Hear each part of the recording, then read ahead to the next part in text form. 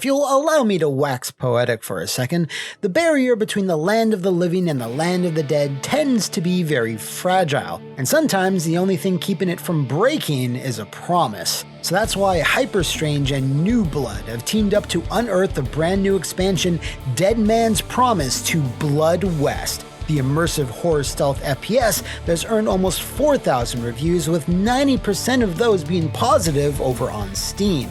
In Dead Man's Promise, you control the shaman who's entered a deal with the god of death to do their dirty work throughout a mist-covered bog, an entirely new map that's dense as hell with over 40 new weapons and artifacts, 12 new traits, and 11 fresh eldritch enemies to slay. And of course, it wouldn't be Blood West without a recognizable voice guiding you along the way. So that's why Red Pepper, the original voice of Shadow Man, returns to play the mysterious new protagonist with a debt to pay. And best of all, if you happen to already own Blood West, you can purchase Dead Man's Promise at a discounted price, and you can fire it up even if you haven't finished the main campaign. It's available right now on Steam and GOG, so be sure to grab your most cursed dolls, most poisonous staves, and hellbearer paws so you can start harvesting some souls. Thanks again to Hyperstrange and New Blood for sponsoring today's episode, and without further ado, let's enter Deadside. Hello and welcome to another dark, dreary, and occasionally eerie episode of What Happened, the YouTube-style pop culture media show that strives to illuminate the darkest shadows of the video game industry. And this week, we'll be doing exactly that as we pry open the decaying, sticky tomb of Acclaim, who are absolutely in contention for being the publisher I've covered the most in the entire history of the show. The late 90s were an especially trying time for them, equaled only by the 2000s, which were even worse. Unfortunately, one particular franchise got caught up in the middle of these hard times, to the point one might actually think they're on the receiving end of some type of voodoo curse. So grab your Deadside pistols and moldiest teddy bears as I answer the question, what happened to Shadow Man? In 1994, Acclaim were arguably at the top of their game, still enjoying the profits from the home ports of Mortal Kombat 1 and 2, NBA Jam, and getting cash injections by a telecommunications company called, Telecommunications Incorporated. So, with their coffers filled to bursting, they did whatever an intelligent and financially solvent company does: spend all of it! Comic books were still really hot in '94 and was a sector that the upper crust of Acclaim management thought they should invest in very heavily. Perhaps too heavily, as they wound up outright purchasing Valiant Comics, as I assume DC and Marvel were out of their price range. That price range being, well, $75 million, which is what they put up for Valiant. However, by the time this purchase was made and completed, the comic book market steered itself into a nosedive by 1996, which is generally considered to be one of, if not the lowest point the industry had ever sunk to. So, yeah, Acclaim were not making money back on Valiant, but what they did have was a fairly rich cavalcade of comic book characters who wished to base future video games on. The first of these ventures, as many fans of What Happened should know, was the son of Stone himself, Turok the Dinosaur Hunter, which was handled by Acclaim's Texas-based studio Iguana, and evolved over the years, although sometimes not always successfully. Let's just hope that works out better in the future. Acclaim were not done throwing around cash though, as they went on to make other purchases across the gaming space, such as Optimus Software, which was founded in 1988 by Jason and Darren Falkus. Optimus didn't get up to much in their earlier days, what with the likes of a caveman with an abnormally large nose. But once Acclaim purchased them, they were put to work helping Iguana with ports of the insane Batman Forever arcade game and the N64 version of Forsaken. They were then redubbed to Acclaim T-Side and were given the opportunity to kick off their next project, which would hopefully become the next Turok. Speaking to Retro Gamer magazine in their 207th issue, quick aside, everyone should have a Retro Gamer subscription, Acclaim T-Side co-founder Jason Falkus explained how it all went down. Acclaim sent a load of Valiant comics to our studio and asked us if we'd like to pitch for a game based on any of them. We looked through them all, and Shadow Man stood out as being perfect for the transition to a video game. We felt it filled the gap in the market for a platform adventure game with a darker, more mature theme, as well as a rich storyline. However, in a very interesting and early twist in the story, as per the Retro Gamer article, there might actually be two fairly different origin stories on how Shadow Man originally came to be. Senior designer Simon Phipps recalled on his own website that initially, Acclaim higher-ups had asked for an all-original new IP that could compete with Resident Evil, but would have the added advantage of being fully 3D and not rely on pre-rendered backgrounds and static camera angles. T-Side then sent back concepts for a dark story focusing on a former NYPD cop turned monster hunter named Thomas Deacon. So, imagine combining Max Payne and The Suffering, which is something I would absolutely fucking play. Acclaim HQ, however, rejected the pitch and instead sent back a bunch of Valiant material and asked which comic book would best work with the third-person 3D engine they were proposing. Regardless of how it started though, T-Side were quick to hone in on Shadow Man, aka Michael Leroy, who protected the bear between the land of the dead, appropriately named Deadside, and the living world. Jason Falkus was aware this was T-Side's opportunity to really prove that they could deliver something special, so he made sure to prioritize Shadow Man's development, saying to Retro Gamer, Shadow Man was very close to my heart as it was an opportunity for us to show we could create a new game IP and make our mark as a creative force. It was an excellent storyline. It took the main characters from the comic and added in a fantastic mix of original characters and some really imaginative locations between the two worlds. Jack the Ripper was a particularly brilliant addition. Now, in an even more interesting twist, T-Side were not only taking on Shadow Man, but they were also starting pre-production on another Valiant comic to video game adaptation at the same time, which, as you can imagine, would cast a bit of a shadow on the entire studio.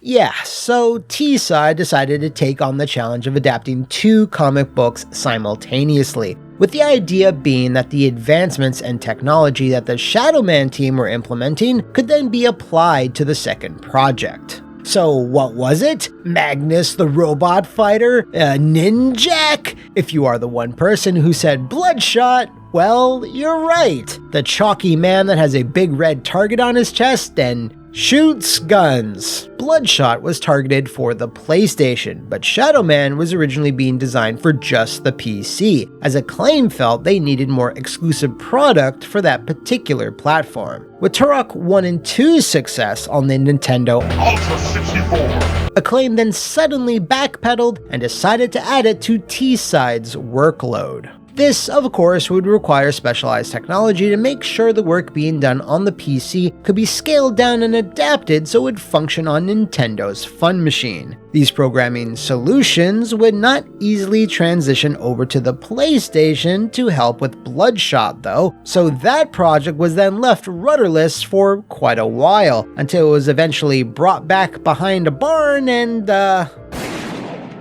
Of course, with the PlayStation product now cancelled, Acclaim felt that would need to be made up elsewhere, which I'll get to in a little bit.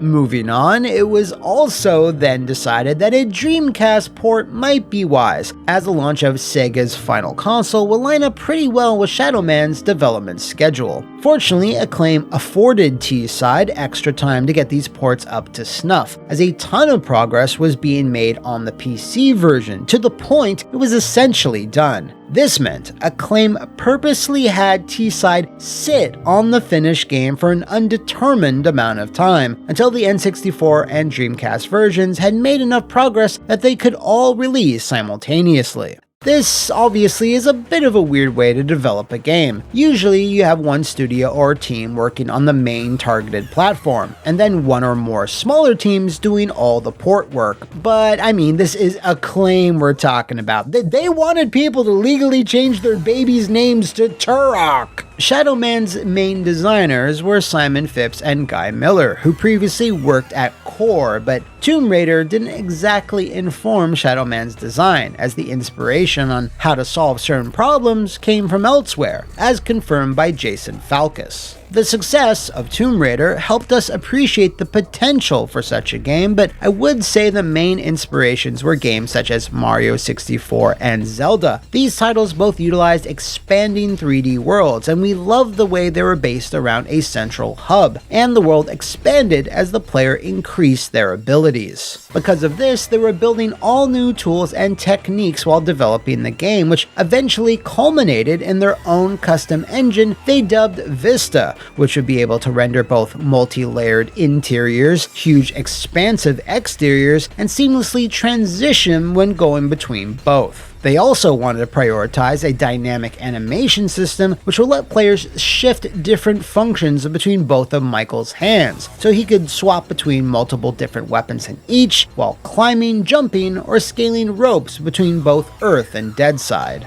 So things were going pretty smoothly for the team when, just as the PC version was nearing completion, a real-life tragedy affected Shadow Man's development and essentially forced Acclaim to make some big decisions regarding the game. The Columbine massacre, which took place in April of 1999, caused many politicians and other idiots to place blame on violent video games, and Acclaim was a main target, as its then CEO, Greg Fishback, was even summoned in front of a Senate hearing. Because of this, Acclaim were pressured to look at its upcoming slate of titles and make some edits, which included greatly toning down the general blood and gore that had originally been planned to flow pretty freely in Shadow Man's world. When this decision was made, however, it was very last minute, which caused a number of unintended bugs T-Side would have to scramble to fix. But that wasn't the only last-minute decision that Acclaim would make. Oh no, because this next one would have reverberations throughout the entire franchise. And since this is Acclaim, they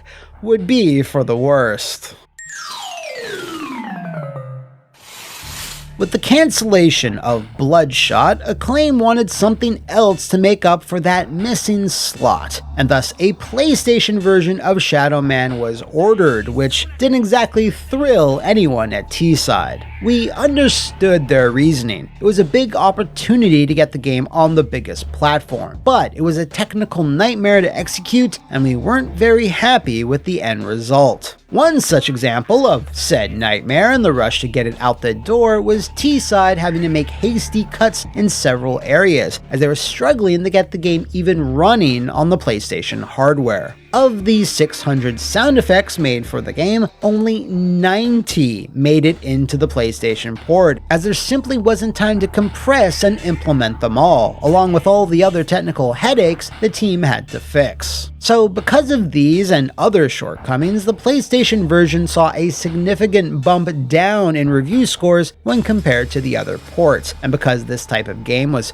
pretty common on the platform, that also contributed to the lowest sales of the bunch, at least according to the former staffers Retro Gamer spoke with. With this data in mind, it's curious then that Acclaim execs then made the decision that the hilariously named sequel, Shadow Man 2 Heckin' Coming, should be a PlayStation 2 exclusive. Now, everyone knows the PS Double Ballin' was the absolute GOAT in terms of consoles sold, but it's still nevertheless quite odd that Acclaim ignored the GameCube, Xbox, and PC for literally no reason.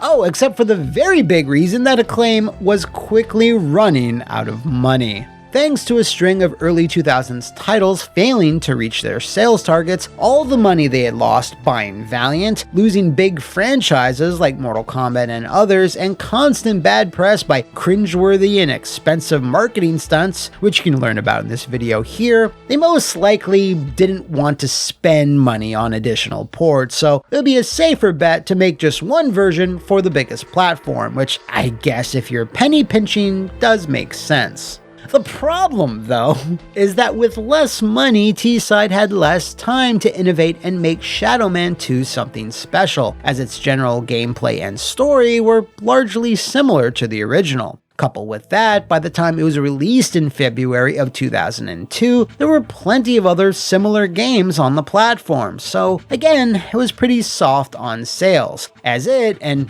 pretty much everything Acclaim released at the time, yes, I'm looking at you BMX XXX, didn't help keep the lights on for much longer, as Acclaim declared bankruptcy just 2 years later. Sadly, T-Side went along with them, and even earlier than that, I'm afraid to say, as they were closed just a few months after the second Commoning's launch. Guy Miller would go on to write the story for Criterion's Black. Simon Phipps would land at Eurocom and lend his experience on the GoldenEye remake before taking a ride over to Three Fields Entertainment to get behind the wheel for the Burnout spiritual successors, Danger Zone and Dangerous Drive-In. As for the T-Side co-founders, the Felgus brothers, well, they founded Atomic Planet Entertainment, which, unfortunately are best known for developing a number of low-quality budget titles, like all those you see here. Now, normally, this would be the part of the video where I say, Shadow Man is dead and buried in his customized Shadow Man grave presented by Acclaim, but that's not the whole truth.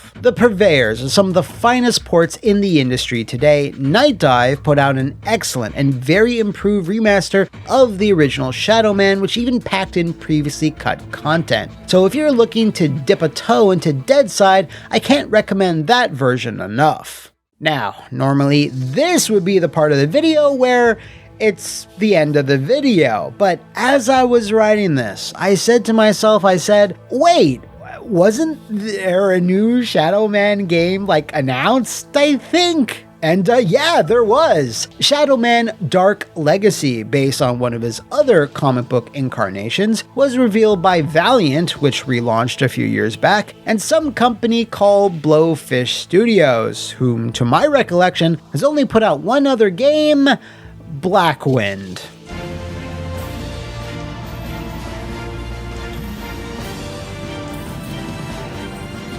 Yeah, so nothing else has been revealed about Dark Legacy aside from a brief teaser, some environmental screenshots, and the promise of bloody, visceral action. But it's been about 1 year and 7 months with no word from either company, so I don't know. It's anyone's guess if this game will ever manage to creep out of the shadows. So, I will say that at least this is a slightly more positive ending than most of the episodes where I cover a older legacy franchise, as fortunately Shadow Man doesn't seem to be completely trapped in Deadside just yet. And if you know of any other terrifying tales of video game or movie development, shout them out in the comments below or enter the boggy haunted bayou that is my social media. See you next time, and thanks for watching!